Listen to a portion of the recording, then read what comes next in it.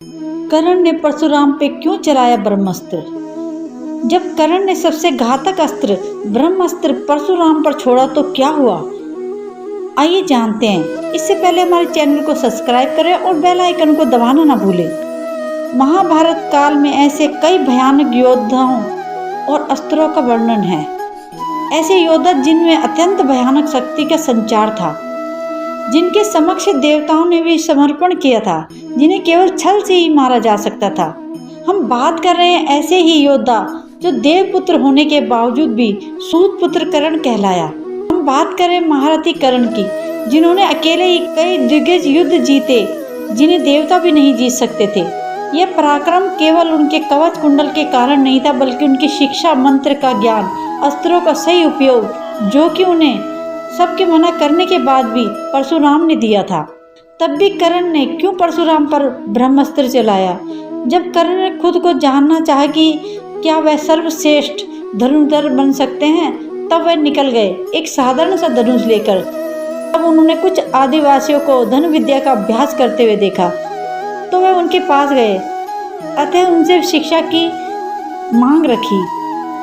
तब वह शिकारी भी मान जाते हैं। तब देखते हैं जो अभ्यास वह कर रहे थे वह तो कर्ण को जन्म से ही आते थे। तभी कर्ण शिकारियों से अन्य दिव्य शक्तियों की मांग रखते हैं। तब वह शिकारी कहते कि हमें शिकार करने के लिए इतनी ही विद्या प्राप्त है, इसलिए हमारे मठ वासियों को इससे ज़्यादा विद्या का ज्ञान प्राप्त नहीं है। यह सुन के कर्ण वहाँ से प्रस्थान कर लेते हैं। अतः वे सोचते हैं क्यों न सबसे शक्तिशाली गुरु से शिक्षा प्राप्त की जाए। तब कर्ण जैसे ही उनके गुरुकुल में पहुंचते हुए देखते कि एक दूर से भाला उनकी तरफ आ रहा होता है और उनके सीने में लग जाता है, परंतु उससे पहले उनका कवच उस भाले को रोक लेता है। तब द्रोण पूछते हैं, यहाँ क्या कर रहे हो बालक? यहाँ राजकुमारों को शिक्षा दी जाती है। तब कर्ण कहते हैं, मैं शिक्षा प्राप्त करने आया हूँ गुरु द्रोण। तब गुरु द्रोण कहते हैं, मैं केवल राजकुमारों को शिक्षा देता हूँ, इसलिए अपना मार्ग बदल लो बालक, वरना घायल हो जाओगे। तब कर्ण निराश होकर जा ही रहे होते हैं। तब द्रोण कहते हैं, मैं शिक्षा नहीं दे सकता, परंतु मेरे गुरु तो दे सकते हैं। तुम जाकर मेरे गुरु परशुराम से विनती करो, वह तुम्हें अवश्य विद्या का ज्ञान देंगे। तब कर्ण क्रोध में अपने बाल मुंडवा लेते हैं और निकल जाते हैं परशुराम की ओर शिक्षा प्राप्त करने। और जैसे ही वह वहाँ पहुँचते हैं और देखते हैं वहाँ कई दैत्यों की बलि चढ़ी होती है। वहाँ से परशुराम आते हैं, उन्हें देखकर कर्ण प्रणाम करते हैं और तब परशुराम उनसे पूछते हैं, तुम कौन हो बालक? तब कर्ण कहते हैं, मैं यहाँ आपसे शिक्षा प्राप्त करने आया हूँ गुरुदेव। तब परशुराम कहते हैं, मैं शिक्षा उच्च कोटि ब्राह्मणों को देता हूँ, तुम यदि अन्य श्रेणी के हो तो मैं अपने शिष्य द्रोण के पास जाने की सलाह देता हूँ। नहीं गुरुदेव, मैं तो ब्राह्मण कुल से ही हूँ, कृपया मुझे शिक्षा देने का कष्ट करें। तो परशुराम कहते हैं, ठीक है ब्राह्मण युवक, प्रातः काल से मेरी विद्या का स्मरण होगा। तभी कर्ण सत्य को छुपा के परशुराम से सारे अस्त्र शस्त्र का ज्ञान लेते रहते हैं। जैसे कभी किसी राज्य में कोई भी दैत्य या कोई भी आपदा आ जाती तो परशुराम कर्ण को भेजते थे।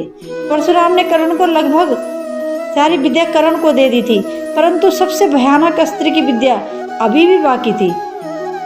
जो अस्त्र सारे भयानक अस्त्र को काट सके, जिसे स्वयं देवता भी नष्ट नहीं कर सकते थे। कर्ण के पास सारे अस्त्र का ज्ञान था, परंतु ब्रह्मास्त्र का ज्ञान अभी भी नहीं था। तब परशुराम कहते हैं, आज मैं तुम्हें ऐसा ज्ञान देने जा रहा हूँ कर्ण, जिसके कारण तुम अकेले ही पूरी सेना का विध्वंस कर सकते हो। तभी कर्ण कहते हैं, मुझे भी ऐसे अस्त्र को सीखने की अभिलाषा थी गुरुदेव। तब परशुराम और कर्ण एक योग्य स्थान पर जाते हैं। तब कर्ण कहते हैं, आप यहाँ क्यों लाए हो गुरुदेव?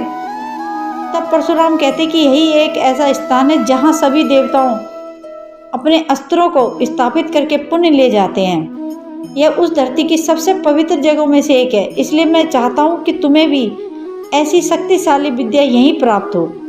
तभी दोनों एक वृक्ष के नीचे खड़े हो जाते हैं। जब परशुराम कर्ण के सर पर हाथ रखते हैं और ज्ञान देने लगते हैं, जब उनका ज्ञान पूर्ण होता है तब परशुराम अपने मठ में जाकर शिवजी की पूजा के ध्यान में मगन हो जाते हैं।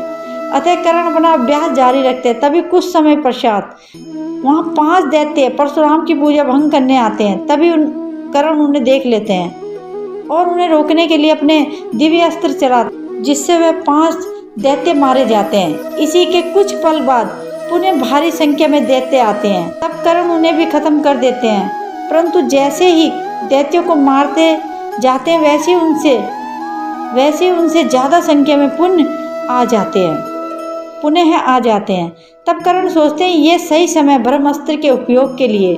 तब कर्ण मंत्र का उच्चारण करते हैं। तभी हर तरफ हवाएं चलने लगती हैं, बिजली कड़कने लगती है। तभी ब्रह्मास्त्र उनके समक्ष आता है और वह ऊंची सांस लेके दैत्यों का नाम लेके उनकी तरफ छोड़ते हैं और वैसे ही ब्रह्मास्त्र उनकी तरफ बढ़ता है। तभी सारे दैत्य गायब हो जाते हैं। तभी कर्ण कहते हैं ये कैसी माया है। तभी परशुराम आते हैं और कहते हैं कर्ण शीघ्र ही इस ब्रह्मास्त्र को रोको, अतः ये मेरा वध कर देगा। कर्ण कहते हैं मुझे इसे रोकना नहीं आता गुरुदेव। तभी परशुराम कहते हैं अपनी विद्या को पुनः याद करो, वरना तुम्हारे गुरुदेव की जान अब तुम्हारे हाथों में है। तभी कर्ण के अत्यंत प्रयास के बाद उस विद्या को याद कर लेते हैं। तभी परशुराम कहते हैं ये सब मेरी माया थी, मैं देखना चाहता था कि तुम विद्या का किस प्रकार प्रयोग करोगे। और भी ऐसे फैक्ट देखने के लिए हमारे चैनल को सब्सक्राइब करें। और अगर आप अभी तक वीडियो देख रहे हो तो कमेंट करके ज़रूर बताएं कि आपको वीडियो कैसा लगा और बेल आइकन को दबाना ना भूलें ताकि आपको वीडियो का नोटिफिकेशन, वीडियो की जानकारी सबसे पहले मिल सके। तो मिलते हैं एक और फैक्ट वीडियो में। Thank you so much.